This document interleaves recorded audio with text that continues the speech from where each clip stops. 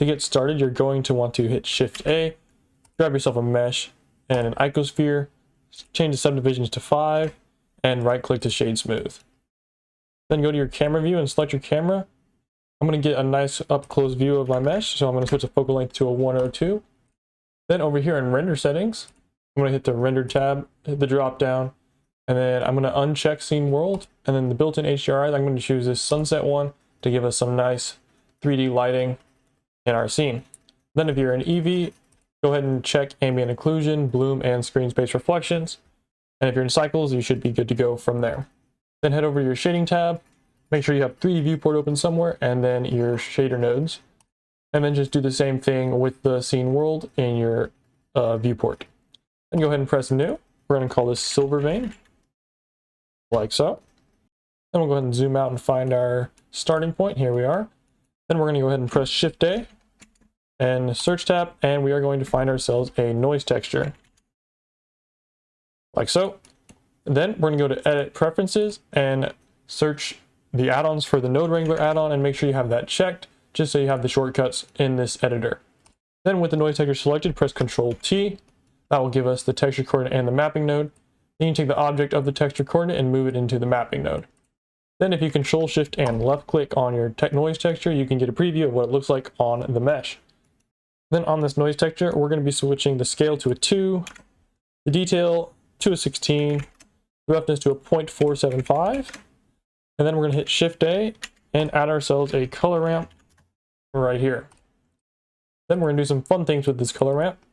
So first, I'm going to hit the plus sign twice on there to add 2 more stops. Then I'm going to make the 2 outside stops white and the 2 middle ones black, like this. And these are going to be the mask for the veins of the silver. And then anyways, we're going to take the first black right here and put it at a 0.475, like this. Then we're going to take this white one and put it at 0.525. Then we'll take this one here and put it at a 0.47. Then this one here and put it at 0.53, like this. So now we have our vein shape. But as you can see here, the veins are sort of overwhelming the entire material, and we don't want that, so we need to mask it a little bit more. And to do that, we'll press Shift A and add ourselves a second noise texture. Go to Shift A, search, noise texture, right here. Then I'm just going to put that one above this one. Then take the vector from the mapping into the noise texture. I'll hit Shift A, add another color ramp. Take the factor of the noise texture into the color ramp and Control Shift left click to preview the color ramp. Then on the scale, we're going to switch this one to a 1, the detail to a 10, and the roughness and distortion we'll leave alone. Then as to the color ramp, we're going to take this black and put it at a 0.5 position. Then this white, we'll put it at a 0.505 position to get a lot of contrast here. And this is going to be where we're masking this. Then all we have to do is hit Shift A, add a Mix RGB node right here. We're going to take the color from this guy, the bottom one, and put it into color 1. And then the color from the top guy and put it into the factor. Then color 2, we're going to switch to a pure white, like so. And this gives us some less silver veins going around. Obviously, you can play with the scale on this if you want there to be smaller veins and stuff like that. But yeah, that's not what we're going to be using for this tutorial. We're going to be using a scale of 2. So yeah, anyways, you can go ahead and check the clamp right here if you're using Filmic colors. And if you're not, you can check it and it won't make too much of a difference. Then we can just grab this stuff and move it over here because we have our finished mask. And now with this mask, we'll go ahead and add our colors. We're using simple colors for today because once we add the normals in, it does everything perfectly. We don't need to add special noise or anything like that. So we're just going to take the color from our mask and put it into this Mix RGB's factor. We'll go ahead and check the clamp on this. Then for color 1, I'll go ahead and read off the hex value to you a couple times, just so you have time to put it in. And that is going to be a BEC 2CB. Again, that is a BEC 2CB, like that. Then this second color is going to be a hex value of 3E3 E44. Again, that is an E3. Oh wait, pardon me. That's a 3E3 E44. Again, that is a 3E3 E44. You can see it on your screen right here, and now we have our colors. Obviously, this looks very bad because we don't have our normals or anything in here, but trust me, it's going to look just like the one in the thumbnail when we're done, because the one in the thumbnail is literally the one that I'm making right now. Anyways, the next step is going to be adding in the roughness and the metallic map with our mask. So to do that, we're going to hit Shift A. I'm going to add 2 color ramps. So I'll take this one, and then with it selected, I'll press Shift D and add this one right here. Now that we have our color ramps here, we're going to go ahead and take the factor from the original noise texture, not the color ramp, but from the original noise texture, and plug it into each of these color ramps, like so. And this is going to factor into the roughness and the metallic. So yeah. Anyways, on this top color ramp, if we Control Shift and left click to preview, we're going to take this black and go into the value scale. We're going to switch that to a 0.3. Then this white here, we're going to take the value and switch it to a 0.6. And that gives us some contrast in the material basically, but it's nothing too much. Then if we Control Shift and left click this bottom guy here, we're going to be switching this black to a 0.4, and then this white will be switching to a 0.75. So essentially what we're doing here is we're just adding some slight variation to where the silver is going to be and where the rock will be. So now to factor that in, we're going to hit Shift A, add a mix RGB node right here. Then we're going to take the color from this guy on the bottom and plug it into color 2, the color from the guy on the top and plug it into color 1. Then for the factor, we'll simply take our mask and plug it into the factor. And if we go ahead and check clamp here, and we're previewing our mix node, we can see that we have our nice contrast in where we want the roughness and stuff to be distributed. So we're just going to take this color from the mix node and plug it into our roughness right here. Then I'll grab this and move it slightly back. Now I'm going to, pardon my dogs. All right, and then we'll press Shift A, go to search and search for an invert node right here. Then we're going to take the color from our mix node, plug it into the color of the invert, then take the invert and plug it into the metallic.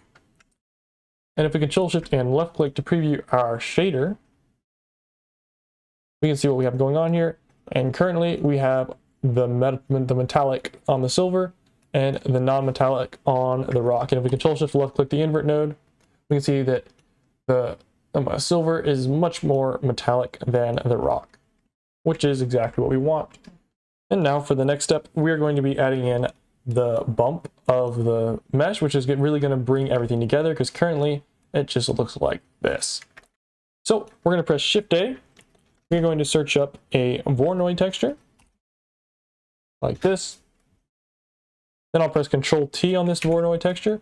We can use the same mapping if you want, but I'm just doing it down here with the separate to make it more organized.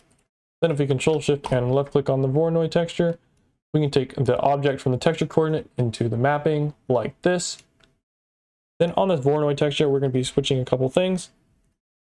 And we're going to be switching the F1 to distance to edge, then the scale all the way up to a 20, like so. Then I'll be pressing Shift A to give us a color ramp. So we don't want this to be as strong as it is for the rock.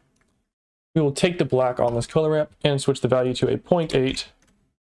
And you can't really see much happening here, but when we factor into the bump will be able to read the difference, and it will make a nice appealing effect for our bump.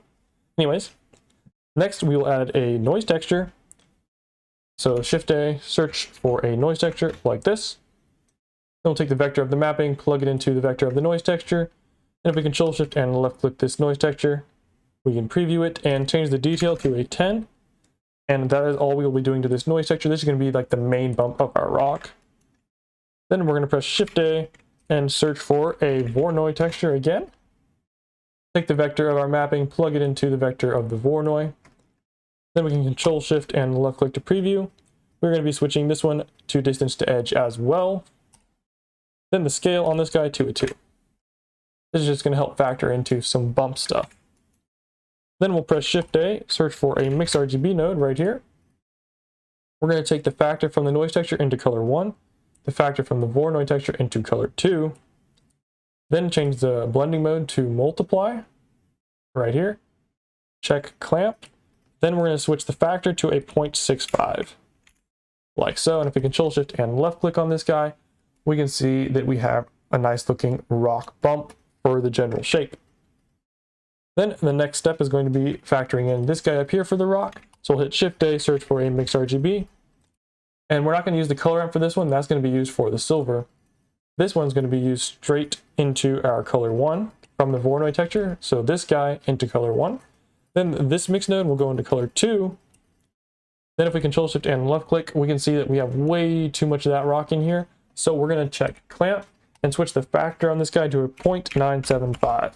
Just like that. And as you can see, it kind of takes it all away, but it is visible later on in the bump, which we'll be adding momentarily. Then we'll simply press Shift A, search for a mix RGB node right here. Take the color from this mixed RGB and plug it into color 2. And then color 1, we'll be making pure black. We'll check the clamp on this guy. And then for the factor, we're going to take that down from our mask into the factor. Basically what this is saying is if we Control Shift and left click on this guy, you can see it. It's saying that we want the bump to be happening where the rock is, but where the silver veins are, we don't want to mess with it at all. So now we just have to factor this into our bump. So we'll press Shift A, search for a bump node right here.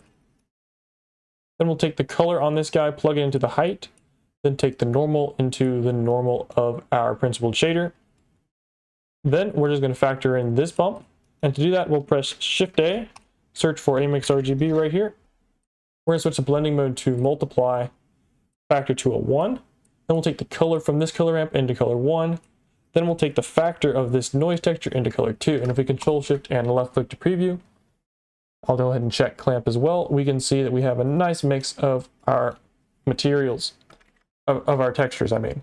Then all we have to do is factor this in. So we'll hit Shift A, search for a mix RGB right here. Take this color into color 1, I believe. And then take the color 2 and make it a black. Check clamp. Then for the factor, take our mask down into it.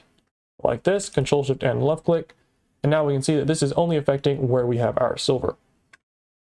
Then to factor this into the bump, we'll just hit Shift A, search for a bump node like this. Oops, we do not want to do that. Let's go ahead and cut those off. If we Control and hold right click, we can get a knife tool. Let's go ahead and plug this color back in to the height. We'll take the color from this mix node into this height, normal from this normal into the bump of the other normal. Then take the strength and move it to a 0.5. Now we can head over to layout after we Control Shift and left click on our principled shader. We now have a preview of what the material is looking like in the final stage. Now this is a pretty dark lighting scene we got going on here. So if you want, you can go ahead and re-enable your default point light, or you can just go ahead and position one like I did here. If I go into solid, I'll go ahead and show you what I did. I just literally added a point light right over here, set the watch to 1000, and yeah, that gives us some better lighting so we can see what's going on. And so this is what the material is looking like in the final stage. Hopefully you enjoyed and can do something useful with it. But yeah, anyways, thanks for watching. I'll see y'all in the next one.